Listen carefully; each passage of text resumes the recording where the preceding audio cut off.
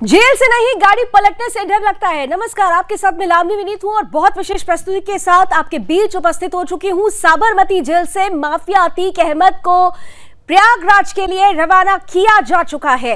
इस वक्त की सबसे बड़ी और अहम खबर के साथ ही आज कार्यक्रम की शुरुआत कर रहे हैं। इस वक्त की बड़ी और अहम खबर आ रही है साबरमती जेल से, यानी गुजरात से अतीक अहमद को लेकर प्रयागराज पुलिस निकल चुकी है। साबरमती जेल से गैंगस्टर अतीक की रवानगी हो चुकी है और इसी के साथ साथ क्योंकि 28 मार्च को प्रयागराज कोर्ट में, एमपीएमएलए कोर्ट में पेशी होनी है अतीक अहमद की, और इसलिए जरूरी था अतीक अहमद को सुरक्षित प्रयागराज तक पहुंचाना। और इसके लिए बाकायदा, पहले तो आप जो तस्वीरें इस वक्त आप देख रहे हैं टीवी स्क्रीन पर, ये सीधी तस्वीरें आ रही हैं गाड़ियों का जो एक काफिला है, खासतौर से 45 स्मार्ट पुलिसिंग के लिए यूपी पुलिस जानी जाती है। 45 बड़े पुलिसकर्मी लेकर अतीक को 1300 किलोमीटर का ये पूरा जो रास्ता है उसे तय करते हुए प्रयागराज पहुंचेंगे। ये कहा जा रहा है कि गाड़ियां नॉन स्टॉप चलेंगी, 22 से 24 घंटे का सफर हो सकता है या फिर उससे ज्यादा भी हो सकता है।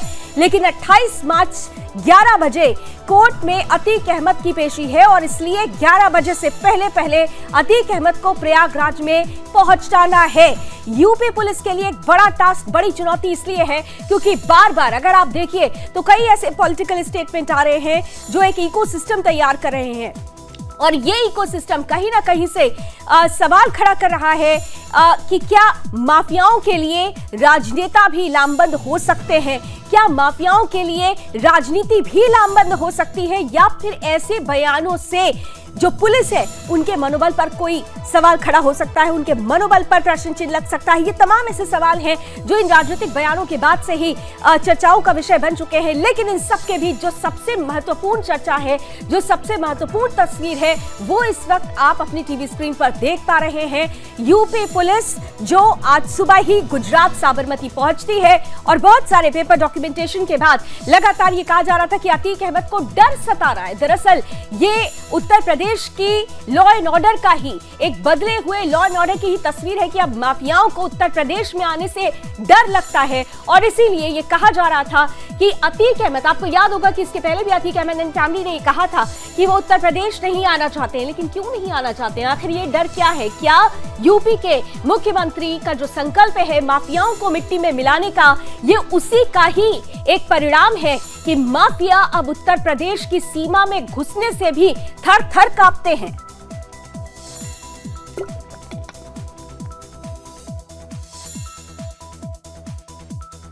पहुंचने से पहले ही अतीक अहमद ने अपने सारे घोड़े दौड़ा दिए। याद होगा आपको, आज दिन भर जो पेपर डॉक्यूमेंटेशन चल रहा था उस बीच में जो अतीक के वकील थे उनका यह भी कहना था क्योंकि सुप्रीम कोर्ट के माध्यम से साबरमती जेल भेजा गया है, इसलिए अब उत्तर प्रदेश वापस लाने में सुप्रीम कोर्ट की अनुमति जरूरी है। ऐसी बहुत सारी बातें हुई, लेकिन अंततः अब से कुछ देर पहले ही अतीक अहमद को यूपी पुलिस प्रयागराज के लिए लेकर निकल चुकी है।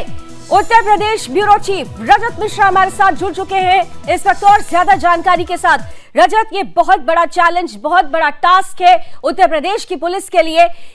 प्रयागराज पहुंचाना है, 28 तारीख को 11 बजे कोर्ट में पेशी है, लेकिन उसके पहले गुजरात की जो तैयारियां थी वो तो देख ली गई थी, लेकिन उत्तर प्रदेश को लेकर, क्या उत्तर प्रदेश में अतीक की एंट्री को लेकर क्या कुछ तैयारियां पता चल पा रही हैं या नहीं पता चल पा रही हैं? क्योंकि कहा जा रहा है कि जो रूट्स है उनको गोपनीय रखा गया है। तो फिलहाल देखिए, ये पूरा का पूरा जो प्लान था यही बहुत सीक्रेटिव तरीके से एग्जीक्यूट किया गया है। फिलहाल जो हमारे इनपुट्स है, उन इनपुट्स के आधार पर 3 रूट पुलिस ने तय किए हैं। उन 3 रूट्स में से किसी एक रूट से अतीक अहमद को प्रयागराज शिफ्ट किया जाएगा, और वो कौन सा रूट होगा ये महज चुनिंदा लोगों को पता है, उनके अलावा किसी को भी इस रूट के बारे में कोई जानकारी नहीं है। इसीलिए पुलिस ने 2-2 वज्रवाहन वहां पर तैनात किए हैं। जो प्रिजन वैन होती है वो 2-2 प्रिजन वैन वहां पर तैयार की है, और उन्हीं के माध्यम से अतीक अहमद को लाया जा रहा है ताकि जो एक गुफअप क्रिएट किया जाए अगर कोई उनका पीछा करना चाहे, क्योंकि पुलिस को इस बात की पूरी शंका है कि अतीक के गैंग के जो लोग हैं वो बीच रास्ते में किसी तरीके का अटैक कर सकते हैं, अटैक करके अतीक अहमद को छुड़ाने की कोशिश हो सकती है। ये तमाम संभावनाएं बन सकती हैं, लिहाजा इसीलिए अलग अलग माध्यमों से अतीक की अलग अलग तरीकों से अतीक को लाया जाए ताकि ये जो एक संकट हो सकता है अतीक को छुड़ाने का, वो वहां पर क्रिएट ना हो। प्रयागराज पुलिस ने भी अपनी तैयारियां, प्रयाग में पूरी तैयारी करके रखी हुई है। अगर अतीक अहमद बीच रात में पहुंचता है, चूंकि माना जा रहा है कि 24 घंटे से ज्यादा का समय लगेगा अतीक अहमद को पहुंचने में, अगर अतीक जल्दी पहुंचता है तो पुलिस लाइन में एक रिजर्व सेल बनाई गई है। पुलिस लाइन में जो गंगा गेस्ट हाउस है वहां पर उसको रखा जाएगा। अगर अतीक समय से प्रयाग पहुंचता है तो उसको नैनी जेल की एक जो स्पेशल बैरक है उसमें शिफ्ट किया जाएगा और फिर 28 तारीख को उसको कोर्ट के सामने पेश किया जाएगा। तो साबरमती जेल से लेकर प्रयागराज तक लाने की जो तैयारियां है वो पूरी है। लेकिन ये बात आपने बिल्कुल सही कही, ये बहुत बड़ा चैलेंज था साबरमती जेल से अतीक अहमद को लाने का, और वो चैलेंज जो टास्क था वो कहीं ना कहीं पुलिस अब एग्जीक्यूट करने में सफल हुई है।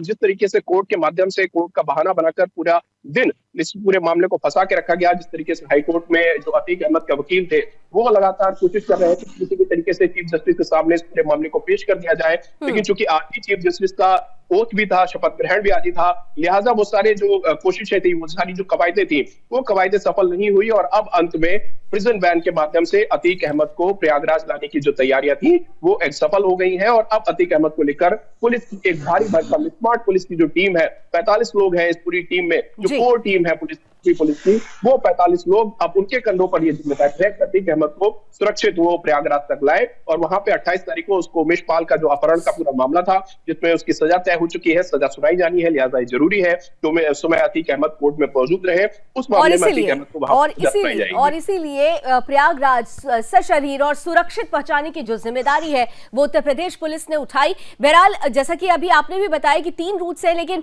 बहुत ही गोपनीय तरीके से ये पूरी तैयारी की गई है क्योंकि बहुत सारे इसमें मेजर्स हैं जिनको काउंट करने की जरूरत है। हालांकि इन सबके बीच देखिए रजत, ये भी है कि जब ऐसी प्रक्रिया होती है तो उन प्रक्रियाओं में राजनीति कहीं ना कहीं से एक रोड़ा खड़ा करने की कोशिश करती है अपने बयानों के जरिए, और ये प्रक्रिया भी शुरू हो चुकी है। मैं आपके पास आऊं लेकिन उससे पहले देखिए ये उस वक्त की तस्वीरें हैं, ये उस वक्त की तस्वीरें हैं जब अतीक अहमद को साबरमती जेल से बाहर लाया गया और इसके बाद इसी प्रिजनर वैन में, जिसमें चारों तरफ से काले पर्दे भी लगाए गए हैं, उस पर्दे वाली प्रिजनर वैन में बिठाया गया और अब ये गाड़ी रवाना हो चुकी है प्रयागराज की तरफ। ये पहली उस वक्त की तस्वीरें हैं जब अतीक अहमद साबरमती जेल से निकलता है। चेहरे पर वो खौफ, वो डर साफ तौर पर देखा जा सकता है। हालांकि पहले यह कहा गया था कि अतीक अहमद कभी किसी से डरा नहीं है, लेकिन आज अतीक के चेहरे को देखकर यह स्पष्ट लग रहा था कि डर किसे कहते हैं, डर किस चिड़िया का नाम है, अतीक ये जान समझ चुका है। और इसीलिए तो उत्तर प्रदेश आने से पहले जो रास्ता बाय रोड तय करना था उसके लिए लगातार हामी नहीं भरी जा रही थी अतीक अहमद की तरफ से। इस पूरी कवायद को रोकने की कोशिश की गई, बहुत तरीके से कानूनी प्रक्रियाओं का बार बार हवाला दिया जा रहा था, लेकिन अंततः सारी प्रक्रियाएं पूरी की जाती है और उत्तर प्रदेश की पुलिस अब अतीक अहमद को लेकर इसी वैन में अतीक अहमद को लेकर प्रयागराज के लिए रवाना हो चुकी है। मैं रजत आपके साथ पल पल की अपडेट भी लेती रहूंगी। तो जेल से नहीं, गाड़ी पलटने से डर लगता है, ये ऐसा इसलिए कहा जा रहा है क्योंकि जिस तरीके की परिस्थितियां उत्तर प्रदेश में पहले हुआ करती थी और अब जैसा कि मुख्यमंत्री योगी आदित्यनाथ ने माफियाओं को मिट्टी में मिलाने का संकल्प लिया है, क्या माफिया अब उत्तर प्रदेश में जाने से ही डर रहे हैं? और अगर ऐसा है तो फिर तो ये उत्तर प्रदेश के लिए एक अच्छी खबर हो सकती है। फिर भी इस पर राजनीति क्यों गरमाई हुई है? क्यों चंद सियासी पार्टियों को या सियासतदानों को ऐसा लगता है कि कहीं ना कहीं से माफियाओं के लिए कुछ ऐसे बयान दिए जाते हैं उनकी तरफ से जो इन माफियाओं के लिए वाकई एक इकोसिस्टम की लामबंदी कर देते हैं, और ऐसे बयानों से क्या पुलिस का मनोबल भी कम नहीं होता है? हम ऐसा इसलिए कह रहे हैं क्योंकि एक तरफ अतीक अहमद का डर तो लाजमी है, अतीक अहमद के चेहरे पर जो डर नजर आ रहा है वो स्वाभाविक है, लेकिन इसके इतर जब अखिलेश यादव की तरफ से, जो समाजवादी पार्टी के अध्यक्ष भी हैं, अगर उनकी तरफ से गाड़ी पलटने जैसे बयान देकर एक आशंका जताई जाती है तो सवाल पूछना लाजमी होता है कि आखिर ये डर राजनीतिक पार्टियों या राजनेताओं को क्यों है? क्या ऐसी पार्टियां उत्तर प्रदेश से माफियाओं का खात्मा नहीं चाहती हैं? यह भी सवाल होगा आज चर्चाओं में। और इसके अलावा भारतीय जनता पार्टी से भी यह प्रश्न पूछा जाएगा कि ऐसी परिस्थिति में क्या, जब ऐसे बयान दिए जा रहे हैं तो अतीक अहमद को सुरक्षित कोर्ट तक पहुंचाना ये पुलिस की भी जिम्मेदारी और सरकार के सामने भी एक बड़ी चुनौती नहीं है? ये तमाम सवाल, लेकिन सवालों से पहले किस तरीके से राजनीतिक बयानों से हलचल मची हुई है, आइए चंद बयानात और फिर चलते हैं आज के अतिथियों के पास। अपहरण के मुकदमे में माननीय न्यायालय के द्वारा फैसले की तारीख 28 मार्च तय की गई है। कोर्ट के आदेश पर अभियुक्त गणों को विधिक प्रक्रिया के तहत जेल से लाकर माननीय न्यायालय के समक्ष प्रस्तुत कर वापस जेल भेजा जाता है। इसी प्रक्रिया के तहत इस केस से संबंधित समस्त अभियुक्तगण को माननीय न्यायालय के समक्ष प्रस्तुत किया जाना है। माननीय न्यायालय के आदेश के अनुपालन में इस केस से संबंधित अभियुक्त माफिया अतीक अहमद को संबंधित न्यायालय के समक्ष तय तारीख पर प्रस्तुत किए जाने के लिए पुलिस की एक टीम को साबरमती जेल भेजा गया है। पता नहीं उनको पहले मुख्यमंत्री जी ने फोन करके बता दिया होगा कि इस जगह पर गाड़ी पलटा देंगे। और मैंने उस समय भी कहा था कि जिस समय आप गूगल से और अमेरिका से मदद ले लोगे आपको पता लग जाएगा कि किस समय गाड़ी पलटी है और किसने पलटाई है। ये सब डॉक्यूमेंटेड है, सैटेलाइट पे सब होगा, ये रिकॉर्ड जाने वाला नहीं है। ये गलती मत करना आप। ये 3 साल बाद 4 साल बाद भी अगर अमेरिका से निवेदन करोगे, अपील करोगे और वो निकाल के रिकॉर्ड देगा कि हर सेकंड का अगर आप मैप करोगे तो आपको पता लग जाएगा गाड़ी कैसे पलटी है। तो डर तो अतीक अहमद को लगना चाहिए, लेकिन ऐसे बयान अखिलेश यादव की तरफ से क्यों आ रहे हैं, आइए इसी को जानते समझते। हमारे साथ इस वक्त जुड़ चुके हैं समाजवादी पार्टी का पक्ष रखने के लिए प्रवक्ता कपिल श्रीवास्तव जी और भारतीय जनता पार्टी का पक्ष रखने के लिए रमाकांत मिश्र जी और साथ ही साथ ब्यूरो चीफ रजत मिश्रा हमारे साथ लगातार बने हुए। आप सभी का बहुत बहुत स्वागत है। कपिल जी, आप ही के साथ शुरुआत करती हूँ। फर्स्ट कॉमेंट आपसे ही लूंगी कि माफिया का खात्मा ये हर कोई चाहता है, उत्तर प्रदेश का जन जन यही चाहता होगा। उत्तर प्रदेश के मुख्यमंत्री योगी आदित्यनाथ प्रण भी यही लेते हैं माफियाओं को मिट्टी में मिलाने का। और आज एक माफिया की ही पेशी होनी है 28 तारीख को कोर्ट में, लेकिन उससे पहले अखिलेश यादव का इस तरीके का बयान, ये पूछा जा रहा है कि क्या माफियाओं के लिए आप लोग एक इकोसिस्टम तैयार करते हैं क्या? ये लामबंदी क्यों? सिस्टम कानून का होता है, माफिया का नहीं होता। क्योंकि जो कानून की हनक होती है उसमें अपराधीकरण नहीं होता है। मिट्टी में मिला देंगे ये सस्ती लोकप्रियता है। कानून की हनक दूसरी चीज होती है और मिट्टी में मिला देना दूसरी चीज होती है। अगर आप वाकई कानूनन सजा दिलाना चाहते हैं तो इसको तो सभ्य समाज में अप्रिशिएट करेगा। आपका संविधान भी आपके अपने जो उनके अंतर्गत ग्रिड नॉर्म से बने हुए तमाम विधियां हैं वो भी करेंगे। और बात इस चीज की है कि अगर कोई व्यक्ति पहले से अंदेशा जता रहा है तो उसको ऐसा अंदेशा क्यों? क्योंकि सभ्य समाज के अंदर किसी भी व्यक्ति को अपने जान का खतरा नहीं नजर आना चाहिए, चाहे वो कोई हो, चाहे वो सजायाफ्ता मुलजिम हो, चाहे वो अभी दोष सिद्ध ना हुआ हो, चाहे हमारे आप जैसे सामान्य नागरिक हो। और अगर यह प्रश्न खड़ा होता है तो निश्चित रूप से सरकार के लिए एक विस्मयबोधक चिन्ह है। और हकीकत इस बात की है कि पिछली बार भी जब बिकरू कांड में गाड़ी पलटी थी वो केस सॉल्व नहीं हो पाया। अगर हुआ तो बताइए।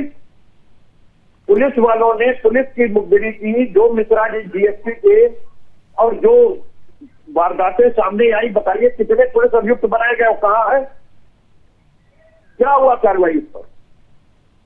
और मैं एक बात कह रहा हूं, उनकी बहन और शाइस्ता जी ने जो प्रेस वार्ता की थी उसमें तो उन्होंने उल्टी बात की कि अखिलेश यादव जी के उकसा देने के कारण जो है योगी सरकार ये हरकत कर रही है। वो तो हम पर ही प्रश्न चिन्ह खड़ा कर रही है। और क्या कह रही थी कि 5 करोड़ रुपए उन्होंने नंदगोपाल नंदी को अतीक अहमद ने दिए, उनके करीबी मित्र हैं और हवाला का कुछ काम हुआ उन्होंने। लेकिन उनपे आखिर कानून क्यों नहीं इतना शिकंजा कस रहा है? क्या नंद गोपाल नंदी जी से पूछा नहीं जाना चाहिए? उनके विरुद्ध FIR नहीं होनी चाहिए केवल इसलिए कि वो कैबिनेट मिनिस्टर है उत्तर प्रदेश शासन के? भाई, आप मनीष सिसोदिया को तो अभियुक्त के बयान पर ले सकती हैं, आप पी चिदम्बरम को तो अभियुक्त के बयान पर FIR दर्ज करके जेल भेज सकती हैं। तो ये नंद गोपाल नंदी या योगी सरकार या भारतीय जनता पार्टी के सरकार के मंत्री कानून से ऊपर हो गए? तो कानून तो पैरिटी खोजता है ना, वो पैरिटी होनी चाहिए। अगर जिस पैरिटी है तो इसका मतलब है कि संविधान और लोकतंत्र कपिल जी, हम लोगों ने 2 मिनट आपको अपना पहला वक्तव्य आपको 2 मिनट पूरा दिया गया आपका पहला वक्तव्य रखने के लिए, लेकिन इस 2 मिनट में 2 बातें अगर आप समझा दें, क्योंकि आपने भारतीय जनता पार्टी से सवाल पूछा, उसका जवाब रमाकांत जी देंगे, लेकिन आपके पूरे वक्तव्य में 2 बात मैं आपसे समझना चाहती हूं। पहला, आपने कहा कि सभ्य समाज में किसी को डर नहीं होना चाहिए। सभ्य समाज वो होता है जहां पर सामान्य व्यक्ति को किसी भी गुंडे, माफिया, किसी भी अपराधी से डर ना हो, तब वो सभ्य समाज कहलाता है। क्या माफियाओं का डर और सभ्य समाज में रहने वाले, जैसे आपने कहा कि मैं और आप सामान्य व्यक्ति, क्या माफिया के पैरेलल हो सकते हैं? दूसरी बात मैं आपसे यह भी जानना चाहती हूं, आप लोग बार बार विकास दुबे कांड की बात करते हैं, विक्रू कांड की बात करते हैं, लेकिन जहां तक यह समाज जानता है कि इस पर बाकायदा जुडिशियली इंक्वायरी हुई, जिसमें सुप्रीम कोर्ट के रिटायर्ड जज की अध्यक्षता में एक इंक्वायरी हुई थी और उसके बाद यह परिणाम सामने आया था कि it was just an accident, कुछ भी ऐसा नहीं था। तो बार बार ऐसी बातें कहकर क्या यह नेगेटिव नैरेटिव सेट करने का एक तरीका नहीं है? क्या इससे एक नेगेटिव नैरेटिव नहीं सेट किया जा रहा है? कपिल जी जल्दी से जवाब दे दीजिए, फिर आपके तमाम सवालों का जवाब रमाकांत जी से लूंगी। आपकी आवाज मेरे कान में बहुत हल्की आ रही है, इसलिए जब मैं बोल रहा हूं या आप काउंटर कर रही हैं तो मैं आपको सुन नहीं पा रहा। अभी क्या मैं अपना सवाल पुनः दोहराऊं अगर आप तक नहीं पहुंची हो मेरी आवाज? तो आप तक मैंने सुन लिया, लेकिन जब मेरे बोलने के दौरान आप कह रही हैं तो वो मेरे कान में नहीं आया। नहीं, अभी मैंने आपसे 2 प्रश्न पूछे, इन दोनों प्रश्नों का उत्तर आप दे दीजिए। समाज का मतलब या कानून का राज होता है। कानून के नजर में कोई व्यक्ति, कानून का राज किसके लिए सर, किसके लिए कानून का राज? कानून का राज का मतलब होता है कि कानून की प्रक्रियात्मक चीजों को होनी चाहिए। कभी कोई समाज, चाहे भगवान श्री राम जी का भी काल रहा हो या कृष्ण जी का भी काल, दैव के असुरीय शक्तियां उस समय भी थी और आज भी हैं, लेकिन आप ये नहीं कह सकते कि वो सभ्य समाज नहीं था। प्रक्रियात्मक चीजों की बात मैं कह रहा हूं। नहीं तो कानून के तहत, प्रक्रियाओं के तहत ही तो कार्रवाई हो रही है ना, जो कार्रवाई भी हो रही है वो कानून के तहत ही तो हो रही है। आपने कहा वही मैं बता रहा हूँ कि अगर कोई व्यक्ति जेल में बंद है, मुन्ना बजरंगी की जेल के अंदर हत्या हो गई, आज तक पता नहीं चला कि किसकी, कानून का इकबाल बुलंद हुआ कि खत्म हुआ? जेल के अंदर अगर बाहर आदमी सेफ होता नहीं है, जेल के अंदर तो सेफ होता है ना। दूसरी चीज, इनके में 2 और कांड ऐसा पश्चिम का हुआ जो भ्रति कांड था, जिसमें 2 लोग मारे गए थे। 24 कैमरे अचानक बंद हो गए थे, योगी राज के शासन का है। और ये भी अतीक अहमद का ही देख लीजिए, एक गुजरात के जेल से कॉन्फ्रेंसिंग कर रहा है, एक बस्ती के बरेली के जेल से कॉन्फ्रेंसिंग कर रहे हैं, और फिल्म की शूटिंग हो रही है, और उसके बाद इनको पता चल रहा है लॉ एंड ऑर्डर। तो उसके बाद भी तो सवाल, उसके बाद सवाल पूछा गया सर, उसके बाद पूछा गया, ये सवाल भारतीय जनता पार्टी से पूछा गया, जो सवाल आप लोग पूछ रहे हैं यही सवाल था, और मैंने डिबेट भी इस पे 2 किए। लेकिन सवाल ये है कि अतीक अहमद को लेकर अगर ये बयान अखिलेश यादव देते, देखिए कोई और नेता दे दिया होता ऐसा बयान तो शायद वो चर्चा का इतना विषय नहीं बनता, लेकिन खुद समाजवादी पार्टी के अध्यक्ष हैं वो, और अगर ऐसा बयान दे रहे हैं तो फिर सवाल उठता है कि आखिर अतीक को जो कानूनी प्रक्रिया के तहत उसे 28 मार्च को पेशी करानी है, ये उत्तर प्रदेश पुलिस के लिए एक बड़ा टास्क है। उसके पहले ये बयान निश्चित रूप से पूछा जाएगा ना सर कि इस पर कोई राजनीति तो नहीं है, क्यों आप लोग एक बैकअप दे रहे हैं, क्यों बैकअप दे रहे हैं? सुप्रीम कोर्ट ने जो कही थी, मैं उसका भी आपको टिप्पणी बता दूं। जो आपने कहा कि सुप्रीम कोर्ट के एक रिटायर्ड जज की कमेटी, नहीं, मेरे पहले सवाल का तो जवाब दे दीजिए ना, क्यों बैकअप आप लोग क्यों दे रहे हैं? मेरे पहले सवाल का जवाब तो दे दीजिए सर। उसी रिपोर्ट का जिक्र कर दे रहा हूं। उस रिपोर्ट में एविडेंसेस नहीं मिले थे, और सुप्रीम कोर्ट ने स्पष्ट रूप से इस बात को कहा था कि क्योंकि इसमें जो इस तरह की एविडेंसेस नहीं आ रहा है, इसलिए सरकार की बातों को हम मानेंगे, पुलिस एजेंसीज की बातों को हम मानेंगे, लेकिन दोबारा कभी गाड़ी नहीं पलटनी चाहिए। ये आखिरी स्टेटमेंट था।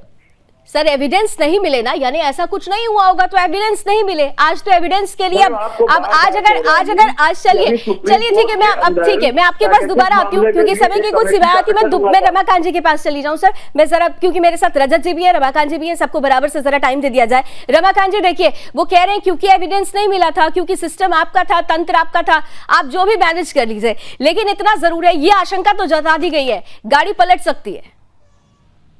देखिए, सारी जो भी अपराधी हैं उनको कानून के तहत, कानून की प्रक्रिया के तहत उनको दंडित किया जा रहा है। कपिल जी का मुझे नहीं लगता है कि सभ्य समाज किसको कहते हैं। सभ्य समाज में किसी भी अपराधी को फलने फूलने का समय नहीं मिलना चाहिए। अब पता नहीं किसको सभ्य समाज कह रहे हैं। आज अगर 2017 के बाद किसी भी अपराधी को अगर दंडित किया जा रहा है, कानूनी प्रक्रिया के तहत दंडित किया जा रहा है, तो मुझे नहीं लगता है जो किसी के पेट में दर्द होना चाहिए। आज अखिलेश जी को पता नहीं किस चीज की चिंता है। जब इन्होंने आतंकवादियों का केस वापस लेने के लिए जब इन्होंने हाईकोर्ट में अपील करी थी, तो मुझे लगता है उस समय में भी इनको उसी तरह का पेट में दर्द होना चाहिए था। आज देखिए योगी जी 2017 के बाद से अनेक चुनौतियां आई, चाहे वो विकास दुबे का मामला हो, चाहे मुख्तार अंसारी का मामला हो। इस समय मुख्तार अंसारी का जब पंजाब से यहाँ पर लाने की कोशिश की जा रही थी, तो यही सब माहौल उस समय में भी हमने देखा था और आज अतीक के मामले में भी हम देख रहे हैं इसी तरह का माहौल बनाया जा रहा है। लेकिन तमाम चुनौतियों के बाद जिस तरह से संगठित अपराध जितना उत्तर प्रदेश के अंदर में था, आज उसको खत्म किया जा रहा है।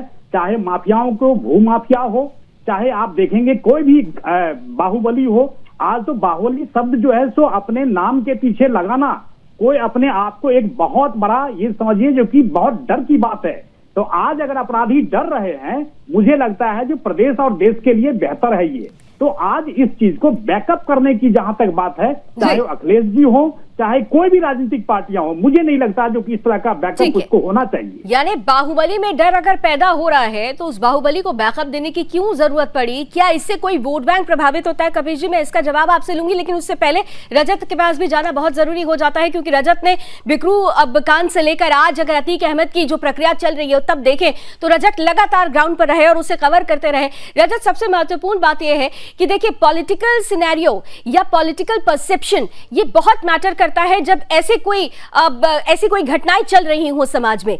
वर्तमान परिप्रेक्ष्य में, अतीक के परिप्रेक्ष्य में बार बार विकास दुबे के केस का जिक्र करके क्या कहीं ना कहीं से पुलिस के मनोबल पर एक प्रश्न उठाने की कोशिश की जाती है?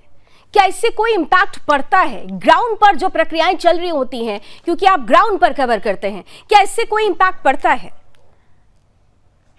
देखिए लावनी, ये एहसान उतारने की राजनीति है। अतीक अहमद, मुख्तार अंसारी, ये जो बड़े बड़े माफिया उत्तर प्रदेश में रहे हैं, ये एक बड़ा वोट बैंक का माध्यम रहे हैं और एक पर्टिकुलर कम्युनिटी का वोट उस पर्टिकुलर पार्टी को दिलाने में बड़ी मदद करते रहे हैं। आज जब ये परिस्थितियां बदली हैं, आज जब इन माफियाओं को उनके सही गंतव्य तक पहुंचाने की कोशिशें की जा रही हैं, तो ये जो एहसान है वो कहीं ना कहीं जो एक समय में माफियाओं ने पार्टी के जो बड़े लीडरान है उनके ऊपर किया, आज वो एहसान उतारा जा रहा है। अब वो चाहे इकोसिस्टम के माध्यम से उतारा जाए, चाहे उनको बचाने के उद्देश्य से इस तरीके के बयान जारी करके उतारा जाए, तो कुल मिलाकर ये एक एहसान उतारने की प्रक्रिया है।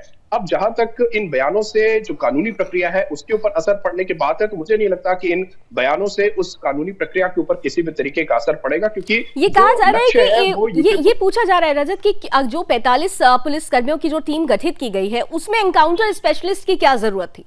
ये पूछा जा रहा है बार बार। देखिए, जब शूटर्स को पकड़ना होगा तो नेचुरली एनकाउंटर स्पेशलिस्ट की ही जरूरत पड़ेगी।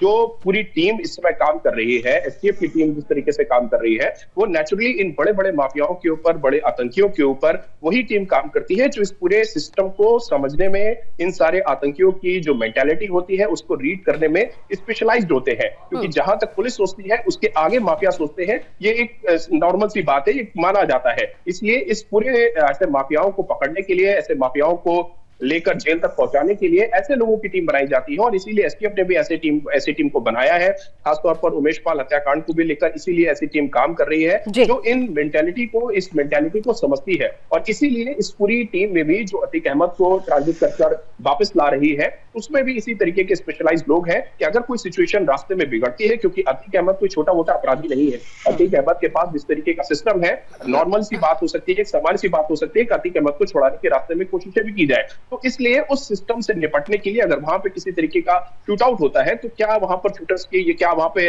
इनकाउंटर स्पेशलिस्ट है, उनकी आवश्यकता नहीं पड़ेगी? ये तमाम संभावनाओं के आधार पर बनाई गई टीम है और इसीलिए उस टीम को वहां पर भेजा गया है। ठीक है, मैं आपके पॉइंट को ही लेके अब जरा कपिल जी के पास जाना चाहती हूँ। कपिल जी, कुछ प्रक्रियाएं इसलिए होती हैं क्योंकि संभावनाओं के साथ सारी तैयारियां की जाती हैं। संभावनाओं के साथ ही तो राजनीति में भी जब चुनाव होता है तो उतरा जाता है। तो इसी संभावनाओं के तहत की तैयारी की गई। और जैसा कि अभी रजत कह रहे थे कि क्या वाकई ऐसे बयान देके किसी तरीके का कोई एहसान उतारा जा रहा है, क्योंकि वोट बैंक कहीं ना कहीं से खड़ा करने में इन चेहरों का बड़ा योगदान रहा है समाजवादी पार्टी के लिए। कपिल जी, लावनी, सबसे पहली चीज आपको हम ये कह दें कि जो बिकरू कांड की बात चली उसमें पुलिस ही पुलिस को मरवाई और पुलिस की दुश्मन हुई। आपने अगर विजय दुबे को कानूनी रूप से आप ला रहे तो गाड़ी पलट गई, वो नहीं रहा, लेकिन वो जो साजिश किए और जो इतनी मौतें हुई उसका लिंक क्यों नहीं जोड़ पाई पुलिस? और हमारे आपके बीच क्यों नहीं है? इसलिए नहीं है क्योंकि बिकरू कांड के कड़ी को गायब कर दिया। इसी तरीके से ये हम लोग पूरा भय है कि जिसके मंत्री के तार हवाला से जुड़ते हो, पैसा अतीक अहमद जैसे माफिया से जिस पार्टी का मंत्री ले रहा हो, उसके चेन तो को मिटाने अतीक अहमद तो आपकी पार्टी से चुनावी सियासत में आए। अब सियासत में तो अतीक अहमद का अगर इकबाल बुलंद हुआ तो आधार तो आपकी पार्टी ने दिया ना साहब। आज आप दूसरी पार्टी पर सवाल कर रहे हैं। हाँ।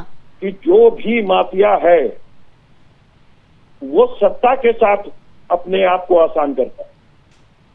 अगर नाम आ रहा है गोपाल नंदी का और इनके और एक मंत्री का, तो मैं तो ये कह रहा हूं कि इसका जवाब रमाकांत जी देंगे, लेकिन मेरा सवाल ये मार देंगे, इसका जवाब रमाकांत जी दे रहे हैं, लेकिन मेरा सवाल ये है कि आपने कहा ना सत्ता के साथ रहता है कोई भी माफिया, तो यानी आप इस बात को भी कहीं ना कहीं से आप इंगित कर रहे हैं ना कि अतीक अहमद को अगर बल मिला तो कहीं ना कहीं से समाजवादी पार्टी ने सत्ता में रहते हुए वो बल दिया, वो बाहुबली बना, सत्ता में रहते हुए समाजवादी पार्टी ने बल दिया। सत्ता के साथ है कि नहीं है?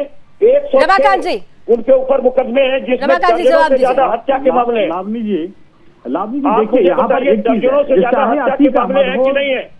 मैं कह रहा हूँ किसी भी अपराधी का, खासकर मैं अतीक अहमद का मुख्यमंत्री करना चाहता हूँ। नहीं, आप बार बार लेकिन अतीक अहमद पर नहीं बोल पा रहे हैं कपिल जी। अतीक अहमद को इतना ज्यादा बल क्यों दिया जा रहा है? बैकअप क्यों दे रहे हैं अतीक अहमद को?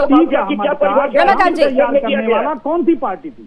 मैं कह रहा हूँ अतीक अहमद का ग्राउंड तैयार करने वाला कौन सी माफिया की परिभाषा दी गई है? समाजवादी पार्टी थी। अपराध की परिभाषा दी जाती है पहले माफिया, जिस तरह से माफिया अपने आप को सशक्त बना रहे थे, आज करके राजनीतिक संरक्षण मिल रहा था, चाहे वो समय सिंह हो या भूमिका सिंह हो, विनीत सिंह हो, भूमिका कोई या डिप्टी मुख्यमंत्री।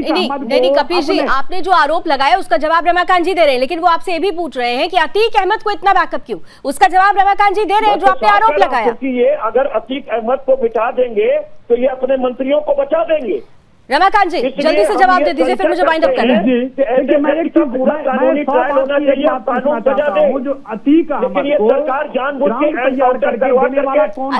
कपिल जी, रमाकांत जी आपकी बात का जवाब दे रहे, आपकी बात का जवाब दे रहे, सुन लीजिए उनको भी प्लीज। तैयार करने वाला कौन सी पार्टी थी? और अतीक अहमद की आज जो अगर भूमिका अगर किसी भी पार्टी तैयार कर रही है, आज अखिलेश यादव जी को क्यों, मुझे मिश्रा जी की अखिलेश यादव जी को क्यों ऐसी जरूरत पड़ गई जिसको उसको बैकअप कर देने के लिए वो तैयार मुझे आवाज नहीं मिल रही है आपको? कपिल जी, रमाकांत जी कह रहे हैं कि आप सिर्फ इतना बता दीजिए कि अतीक अहमद को इतना बैकअप देने की आपको क्यों जरूरत पड़ गई? क्या 2024 के लिए आपको अतीक जैसे लोगों की जरूरत है?